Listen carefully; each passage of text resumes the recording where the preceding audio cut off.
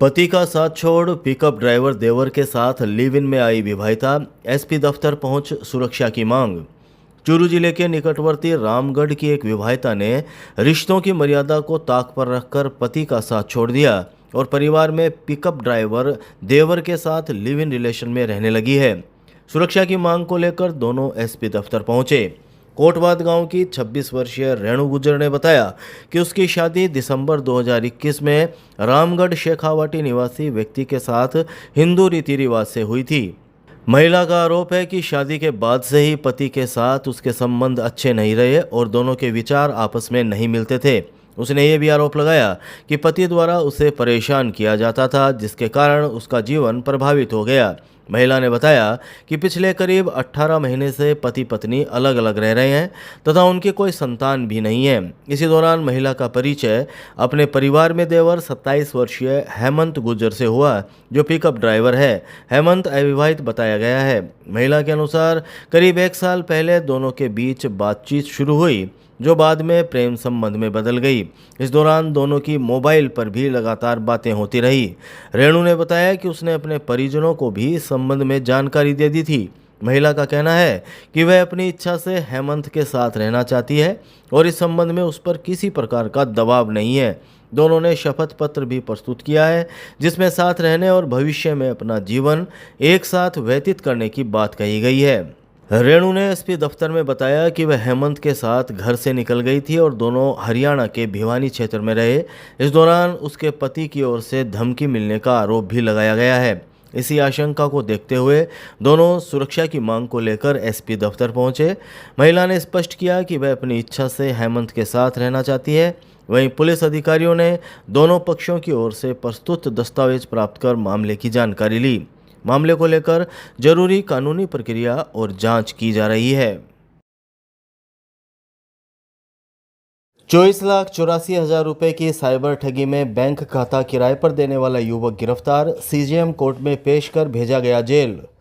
चूरू की साइबर थाना पुलिस ने 24,84,000 रुपए की साइबर ठगी के मामले में कार्रवाई करते हुए एक युवक को गिरफ्तार कर सीजेएम कोर्ट में पेश किया, जहां से उसे न्यायिक अभिरक्षा में जेल भेजने के आदेश दिए गए।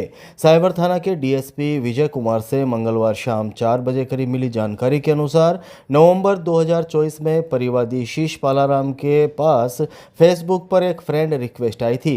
रिक्वेस्ट स्वीकार करने के बाद आरोपियों ने उसे फॉरेस्ट मार्केट में निवेश कर मोटा मुनाफा कमाने का झांसा दिया। झांसे में आकर परिवादी ने विभिन्न खातों में राशि जमा करवाई, जिसके बाद उसके साथ 24,84,000 रुपए की साइबर ठगी की गई। मामले की जांच के दौरान साइबर थाना पुलिस ने तकनीकी साक्ष्य जुटाए और जोधपुर में दबिश देकर प्रियांशु तेजी को गिरफ्तार किया। जांच में सामने आया कि आरोपी ने 15,000 रुपए तथा 15% कमीशन के लालच में अपना बैंक खाता साइबर ठगों को किराए पर उपलब्ध कराया था। पुलिस के अनुसार आरोपी के बैंक खाते में साइबर धोखाधड़ी से संबंधित 1,77,000 रुपए की राशि का लेन देन भी पाया गया। पूछताछ के बाद पुलिस ने आरोपी को सीजेएम कोर्ट में पेश किया, जहां से उसे जेल भेज दिया गया। पुलिस ऐसे लोगों की पहचान कर रही है जो साइबर अपराधियों को अपने बैंक खाते किराए पर देकर ठगी के नेटवर्क में सहयोग कर रहे हैं। फर्जी अंक तालिका लगाकर नौकरी पाने के मामले में आरोपी गिरफ्तार, कोतवाली पुलिस अब तक 11 लोगों को कर चुकी गिरफ्तार। भारतीय डाक विभाग में 10वीं कक्षा की फर्जी अंक तालिका लगाकर नौकरी प्राप्त करने के मामले में कोतवाली पुलिस ने एक और आरोपी को गिरफ्तार किया है। इस प्रकरण में अब तक 11 आरोपियों को गिरफ्तार किया जा चुका है, जबकि अन्य आरोपियों की तलाश जारी है। कोतवाली थाना के सब इंस्पेक्टर कृष्णा राम से मंगलवार शाम 5 बजे करीब मिली जानकारी के अनुसार जनवरी 2024 में डाक मंडल के एएसपी महावीर प्रसाद की ओर से 21 नामजद व्यक्तियों के खिलाफ कोतवाली थाने में मुकदमा दर्ज करवाया गया था। आरोप था कि इन लोगों ने भारतीय डाक विभाग में नियुक्ति के दौरान 10वीं कक्षा की फर्जी अंक तालिकाएं और शैक्षणिक दस्तावेज प्रस्तुत किए।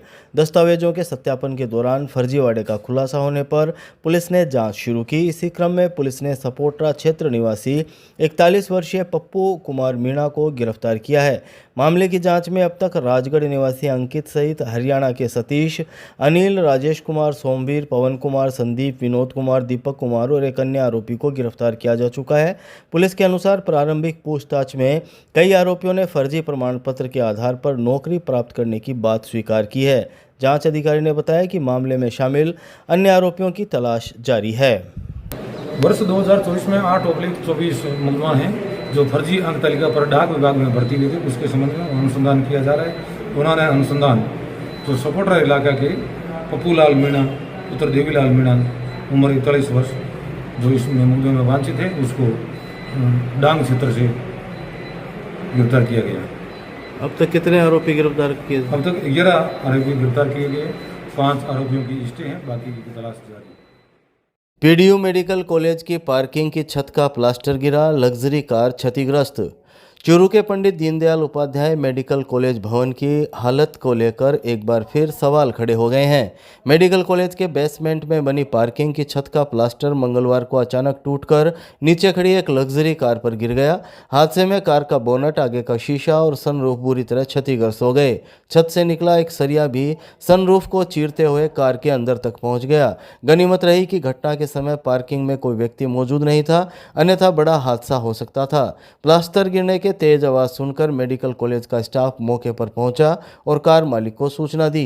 जानकारी के अनुसार क्षतिग्रस्त कार पैथोलॉजी विभाग में पीजी रेजिडेंट डॉक्टर अंकिता की है। घटना की सूचना उन्हें भी दे दी गई है। बताया जा रहा है कि निर्माण कार्य करने वाली एजेंसी HSCL ने अब तक कॉलेज भवन को पूरी तरह हैंडओवर नहीं किया है और कई कार्य अभी भी अधूरे हैं। भवन के कई हिस्सों में क्षति दिखाई देने लगी है तथा बेसमेंट की छतों में सरिये तक नजर आने लगे हैं। कॉलेज बेसमेंट में प्रतिदिन दर्जनों वाहन खड़े रहते हैं, जिससे भविष्य में किसी बड़े हादसे की आशंका बनी हुई है। कॉलेज प्रशासन द्वारा समय समय पर संबंधित एजेंसी को स्थिति से अवगत करवाया गया, लेकिन अब तक प्रभावी कार्रवाई नहीं हुई है। गत दिनों MP राहुल कसवा ने भी मेडिकल कॉलेज में मीटिंग लेकर मेडिकल कॉलेज भवन की हालत पर चिंता जताई थी और इसके मेंटेनेंस के निर्देश भी दिए थे। अंबेडकर कॉलोनी में बेटी के जन्म पर ढोल नगाड़ों के साथ मनाई खुशियां। चूरू की अंबेडकर कॉलोनी में एक परिवार ने बेटी के जन्म को उत्सव का रूप देकर सकारात्मक संदेश दिया है। सफाई कर्मचारी विकास पंवार और उनकी पत्नी कोमल के घर बेटी के जन्म पर परिवार और मोहल्ले वासियों ने ढोल नगाड़ों, पटाखों और मिठाइयों के साथ खुशियां मनाई। राजस्थान प्रदेश कांग्रेस कमेटी के प्रदेश सचिव एडवोकेट अशोक पंवार ने बताया कि नवजात बालिका को अस्पताल से घर लाते समय उसका भव्य स्वागत किया गया। परिवार के सदस्यों और स्थानीय लोगों ने ढोल ताशों की धुन पर खुशी जाहिर की तथा पटाखे फोड़कर बेटी के जन्म का उत्सव मनाया। बालिका गृह प्रवेश के दौरान पूरे मोहल्ले में उत्साह का माहौल देखा गया। लोगों ने मिठाइयां बांटकर एक दूसरे को शुभकामनाएं दी और बेटी के उज्जवल भविष्य की कामना की। ढोल नगाड़ों की गूंज से पूरा क्षेत्र उत्सव में हो उठा। इस मौके पर उपस्थित लोगों ने कहा कि बेटियां परिवार और समाज की शान होती है तथा उनके जन्म पर भी उतनी ही खुशी मनाई जानी चाहिए जितनी बेटे के जन्म पर मनाई जाती है। यह आयोजन समाज में बेटी बचाओ बेटी पढ़ाओ के संदेश को भी मजबूत करता हुआ दिखाई दिया। श्री राम मंदिर में 3 जून से श्रीमद् भागवत कथा महोत्सव पीले चावल देकर दिया निमंत्रण। चूरू शहर के श्री राम मंदिर में अधिक मास के अवसर पर 3 जून से 9 जून 2026 तक श्रीमद् भागवत कथा महोत्सव का आयोजन किया जाएगा। कथा का आयोजन प्रतिदिन दोपहर 2 बजे से शाम 6 बजे तक होगा। कथा वाचन वृंदावन धाम के हरीश ठाकुर महाराज द्वारा किया जाएगा। कथा महोत्सव की तैयारियों के तहत आयोजन समिति के सदस्यों और हरि प्रेमियों ने शहर के मुख्य बाजार में पहुंचकर दुकानदारों और श्रद्धालुओं को निमंत्रण पत्र और पीले चावल वितरित कर कथा में शामिल होने का आमंत्रण दिया।